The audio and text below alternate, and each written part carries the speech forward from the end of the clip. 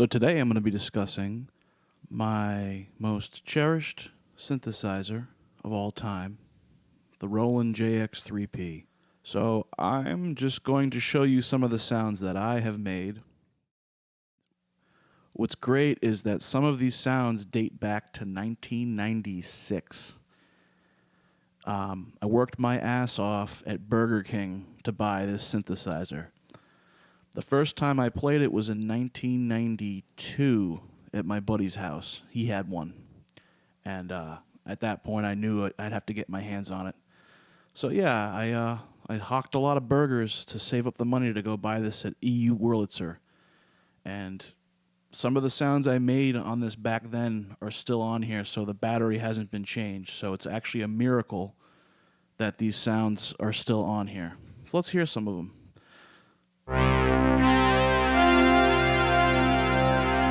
I just discovered that this note doesn't work, unfortunately, right now.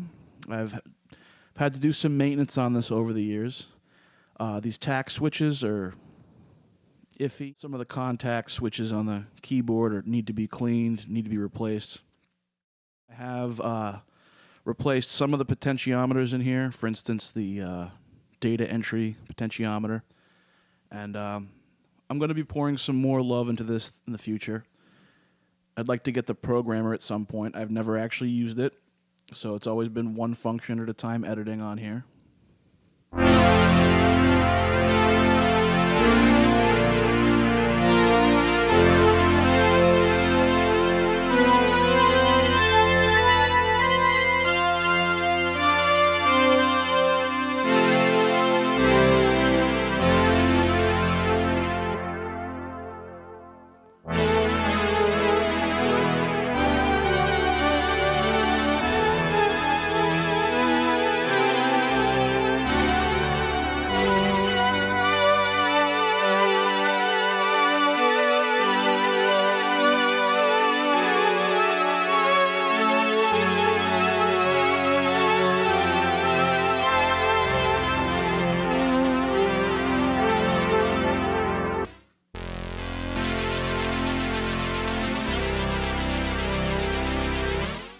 C4 is one of my all-time favorites. Now, I have sampled all of my original sounds into Logic. I've also sampled them into my Roland Phantom. So when the battery eventually dies and I lose all the sounds on here, I will still have great samples of them. And the samples I created are individual per note multi-samples. No pitch stretching or time stretching here, folks. Nuh-uh. This is a very ethereal tone. Very proud of this one. Straight out of 1996.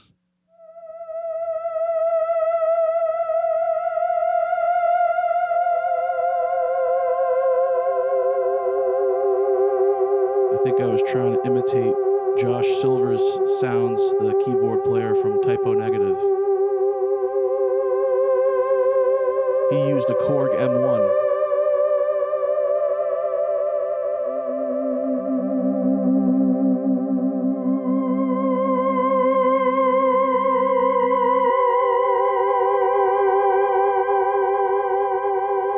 Very haunting.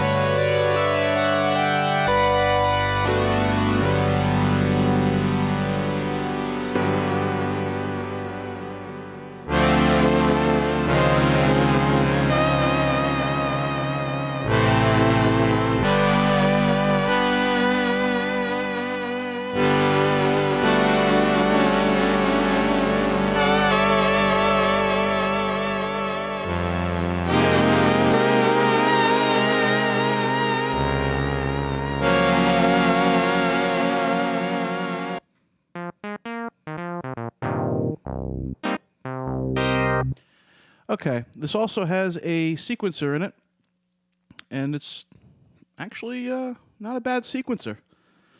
I'm going to create a sequence, and I'm going to attempt to use the filter and adjust parameters so you can sort of hear the tweakability of this beautiful vintage synth. Fun fact, it apparently has the same filter as the Jupiter 8. The oscillator is a digitally controlled oscillator, but it actually shares some characteristics with the mighty Jupiter 8. You can get one of these bad Larrys for around $1,000 or less these days. Very undervalued synthesizer, and I guess that's a good thing. As far as the vintage market goes, it's an affordable option. I'm not super crazy about vintage synthesizers because I do enough technical work in my day job. I don't want to spend my free time doing too much troubleshooting and maintenance. I just want to play the damn thing. Anywho, let's make a silly little sequence and tweak some stuff, shall we?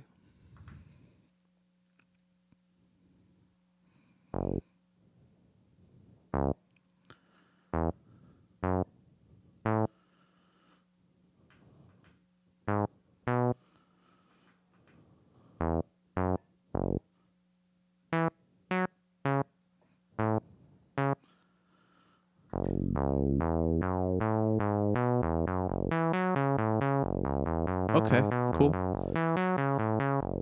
Roland JX3P.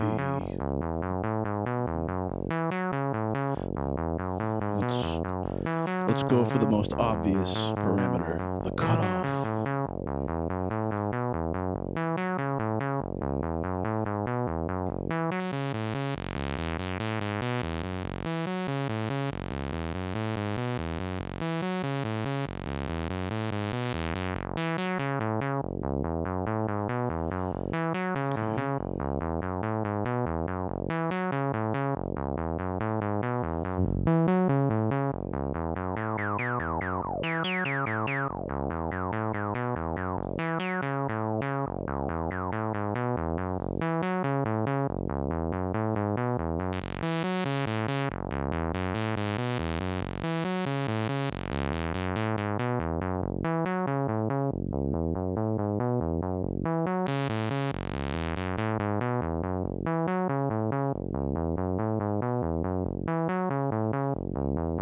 Love the chorus sound on the Roland JX3P, and I believe the Juno as well.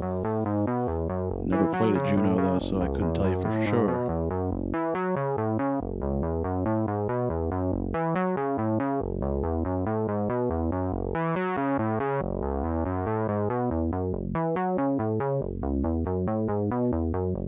I struggle a bit with these tack switches sometimes. They kind of have a mind of their own these days. If you really jam on the thing. There we go.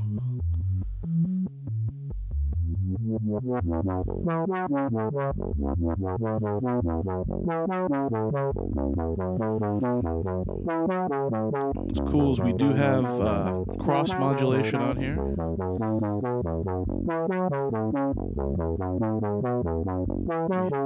Sync and metal.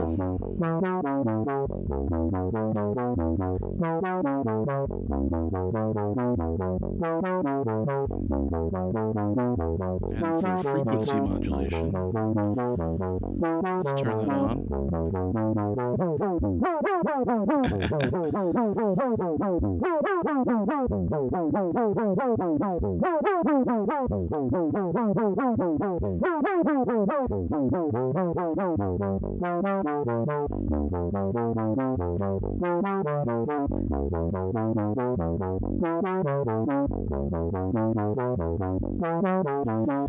This even has a high-pass filter.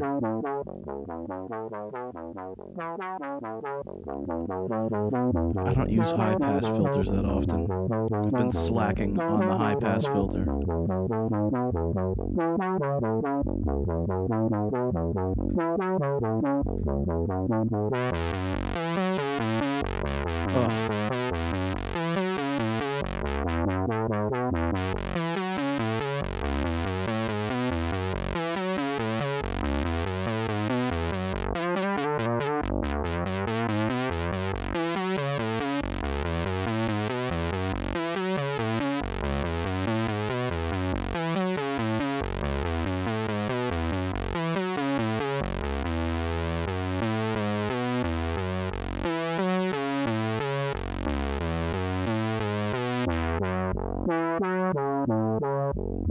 very warm, very fat.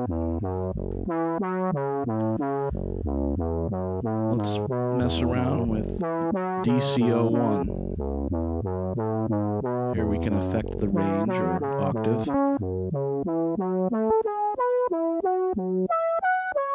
Oh, that's cute right there.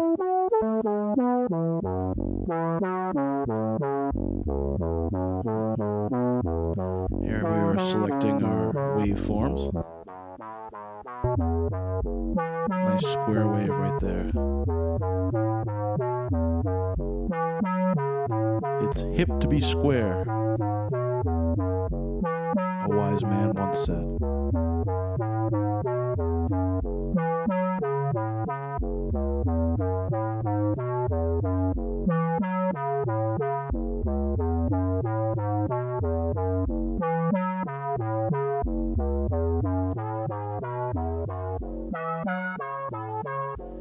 There's DCO2 creeping in there a little bit.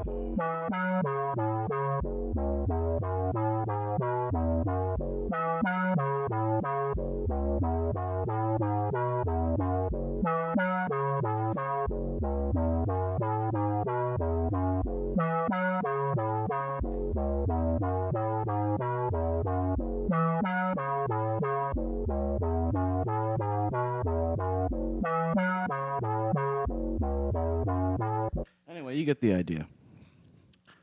It's a really cool sounding synthesizer.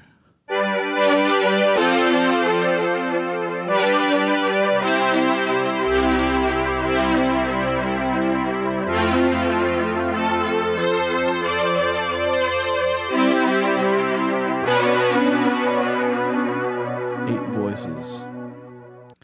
Some of my favorite presets back in the day, some of my go-to patches were filter flow.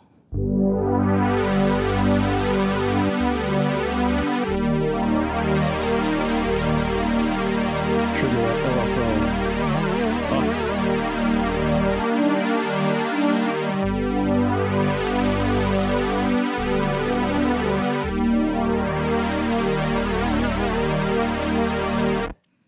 Of course, fat fifth. That note is bothering me right now.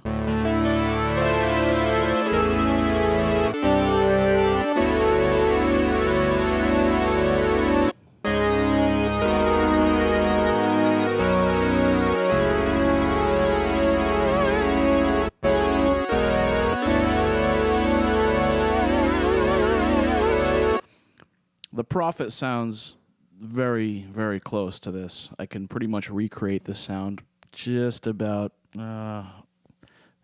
almost identical. But again, this has its own niche. Juicy funk. Gotta have my juicy funk, man.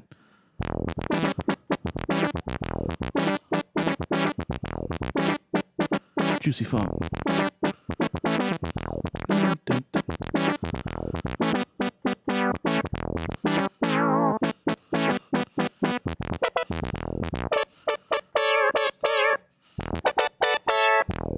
Oh, yeah. Endless hours of silly fun. Distorted guitar. Gotta dig it.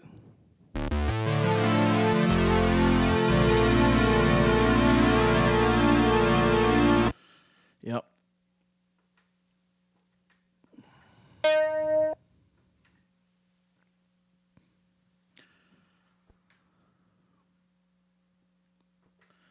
Vibraphone is pretty good on this.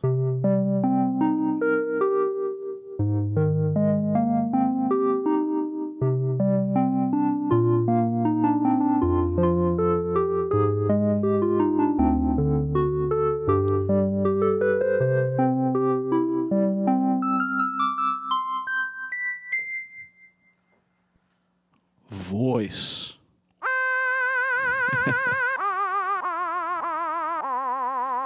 A lot of these presets that I believe Eric Persson created were, to me, very good imitations of some of the presets on the original Prophet 5. And yeah, I mean, they really hold their own, in my opinion. Especially the clav.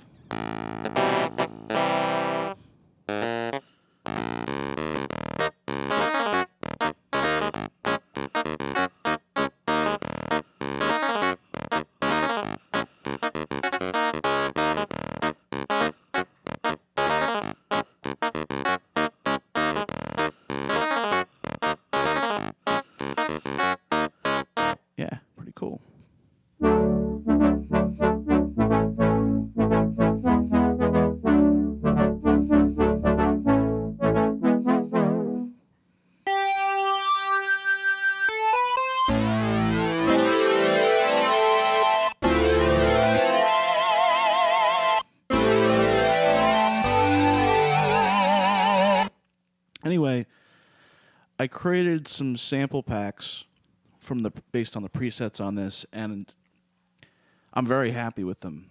I feel like I can take the essence of the JX3P along with me on the road on my laptop.